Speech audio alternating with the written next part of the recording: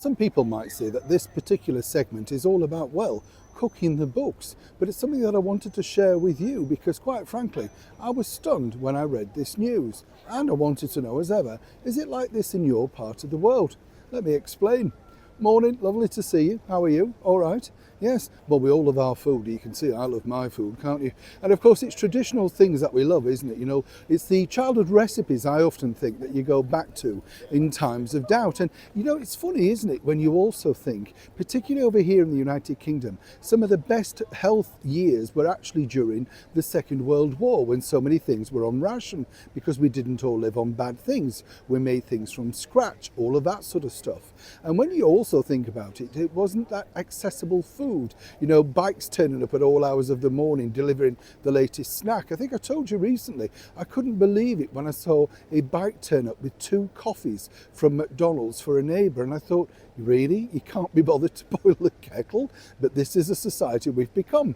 And the reason why I mentioned this is because I recently saw an article basically saying that in schools they're thinking of bringing back what we called home economics. Now, to a lot of people, home economics, of course, is cooking in school. Do you remember that?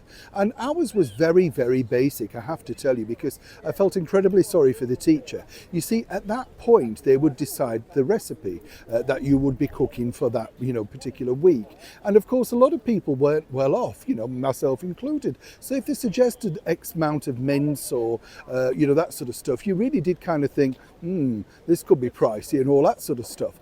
But what I would say about that particular genre of learning at school, the educational side of it, was they taught me how to make basic meals, everything from beans on toast to making a shepherd's pie. I can now rustle up a Sunday roast. Yes, you're invited if you can do the spuds or the gravy. I'm not very good at gravy, are you? Yeah, well, we all love a bit of gravy here in England.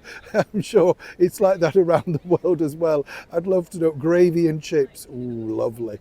But back to the story. So yes, apparently they're now thinking of reinstigating this into the educational system. And it shocked me that actually they'd taken it away because they're basic life skills.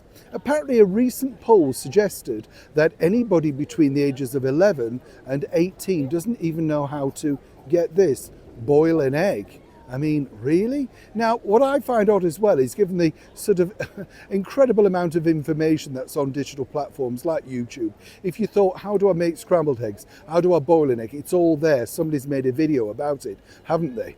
But apparently, well, no, the younger generation, I'm not just categorizing here, but this was the poll. So I wanted to ask, what was the very first thing that you learned to make independently? And did you test it out on your mum and dad or an auntie or uncle or whatever and said, what do you think? I remember making shepherd's pie for the very first time, taking it back home, and of course mum and dad were, polite. I think that would be the best thing you could say. So what I like about that is knowing, of course, you've made an attempt, but it gets better as time moves on, doesn't it?